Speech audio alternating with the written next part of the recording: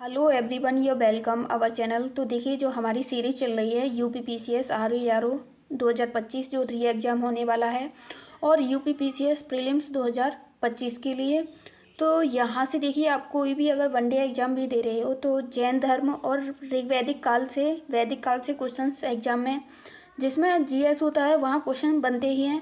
तो जो भी जैन धर्म से संबंधित जिन PYQ बेस क्वेश्चंस बन सकते हैं वो सभी यहाँ ये नोट्स हमारे NCERT प्लस लूसेंट और घटना चक्र पूर्वावलोकन से बनाए हुए हैं।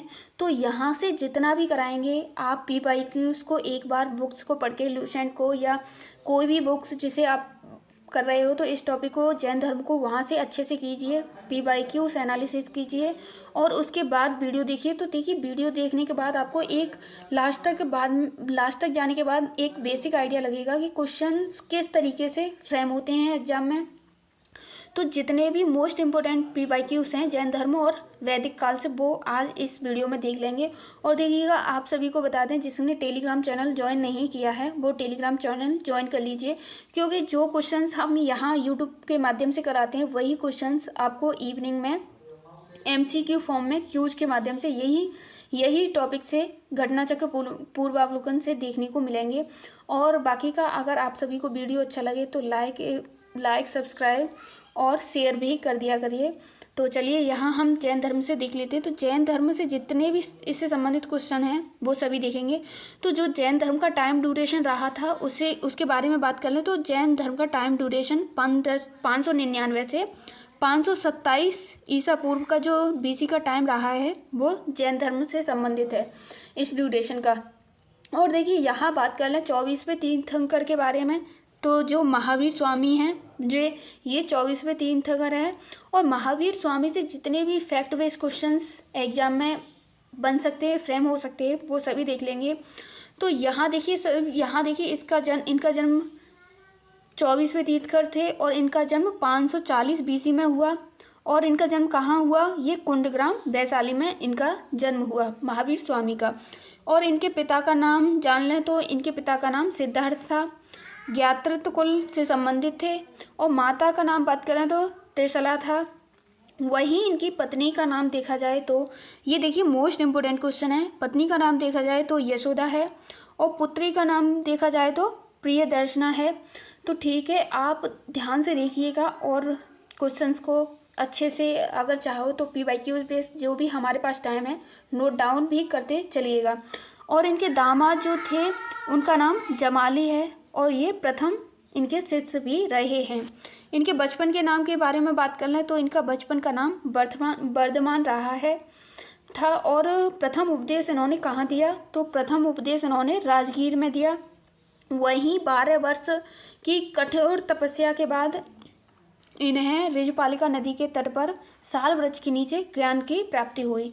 और जिन किसे कहा जाता है, देखिए ये क्वेश्चन पूछ लिया जाता है। देखिए, आपने अगर PET दिया होगा तो वहाँ पे भी ये क्वेश्चन था कि जिन किससे संबंधित है, तो जिन जैन धर्म से संबंधित है। मोस्ट इम्पोर्टेंट क्वेश्चन हैं, आप ध्यान से देखिएगा और नोट डाउन भी करते रहिएगा। जिन विजेता कहलाए और अहर्त हैं वो पूज्य कहलाए। वहीं निर्गत की बात करें तो ये यहाँ देखिए, निर्गत को देखें तो ये निर्गत बंधनहीन जो थे, निर्गत बंधनहीन कहलाए। यहाँ इसके सिद्धांत के बारे में देख लेते हैं, जो जैन धर्म के सिद्धांत थे। तो जैन धर्म के जो सिद्धांत थे उनमें त्रिरत्न के बारे में बात करें तो सम्यक दर्शन, सम्यक ज्ञान और सम्यक आचरण, ये 3 रत्न थे जैन धर्म के। और यहाँ जो 5 सिद्धांत हैं उनके बारे में बात करें तो ये 5 महाव्रत हैं: अहिंसा, सत्य बोलना, सत्य वचन या सत्य बोलना, चोरी न करना, संपत्ति नहीं रखना और ब्रह्मचर्य का पालन करना। और इनके बारे में बात कर लें तो यहाँ देखिएगा, आत्मा को मानते थे। देखिए, कभी एग्जाम में दे दिया जा सकता है फ्रेम करके कि आत्मा को नहीं मानते थे। ये जैन धर्म आत्मा को मानते थे और इनमें पुनर्जन्म व कर्मवाद में विश्वास है जैनियों में। और यहाँ अनेकांतवाद और स्यादवाद का प्रतिपादन भी जैन धर्म से संबंधित है। यहाँ इसके विभाजन के बारे में बात कर लें, जो विभाजन से संबंधित मोस्ट इम्पोर्टेंट टॉपिक थे। तो जैन धर्म 2 संप्रदायों में बटा। वो दो संप्रदाय कौन कौन से थे? श्वेतांबर और दिगंबर। श्वेतांबर किसे कहा गया? तो ये स्थूलभद्र थे, ये स्थूलभद्र श्वेतांबर कहलाए, और दिगंबर वो जो भद्रबाहु। ऐसे भी पूछ लिया जा सकता है, दिगंबर किसे कहा गया है, श्वेतांबर किसे कहा गया है? तो श्वेतांबर श्वेत वस्त्र तथा कम कठोर जीवन जीते थे, वे श्वेतांबर कहलाए। और यहाँ जो दिगंबर थे वो नग्न रहते थे, और जो कठोर जीवन तपस्या करते थे वो दिगंबर भद्रबाहु कहलाए। आगे के नेक्स्ट क्वेश्चंस देख लेते हैं। तो देखिए सभा से संबंधित क्वेश्चंस देख लेते हैं। तो सभा किसे कहा गया है? सभा के बारे में बात करें तो पाटलिपुत्र स्थूलभद्र की प्रथम सभा हुई, और ये सभा श्वेतांबर और दिगंबर दोनों से संबंधित थी। वहीं जो बल्लवी गुजरात में इनकी सभा हुई थी वो द्वैधरणी द्वितीय सभा थी। और इनके मोक्ष से संबंधित क्वेश्चंस देखें तो ये आश्रित्व जीवन का कर्म की ओर आकर्षण से संबंधित है, मोक्ष प्राप्त करने का। और सबर के बारे में बात करें तो जीव का कर्म से मोह भंग होना संबंधित है। निर्जरा के बारे में, निर्जरा किसे कहा गया है उसे देख लेते हैं। तो विद्यमान कर्म का क्षय होना निर्जरा से संबंधित है। वही संथारा और संलेखना किसे कहा जाता है? जो जीवन के जो कठोर तप करते थे और उसके बाद जीवन को मृत्यु या जीवन को समाप्त कर देते थे, उसे निर्वाण प्राप्त करते थे, उसे ही कहा गया है। तो ये जैन धर्म से संबंधित जितने भी क्वेश्चंस थे वो हमने देख लिए। अब ऋग्वैदिक काल, वैदिक काल से संबंधित क्वेश्चंस हैं, उनको आगे देखते हैं। तो देखिए, तो यहाँ वैदिक काल से संबंधित क्वेश्चंस देखेंगे और इसका टाइम पीरियड क्या रहा है और इसका विभाजन कितने भागों में हुआ है। तो वैदिक काल का जो विभाजन हुआ है 2 भागों में हुआ है, वैदिक काल और उत्तर वैदिक काल।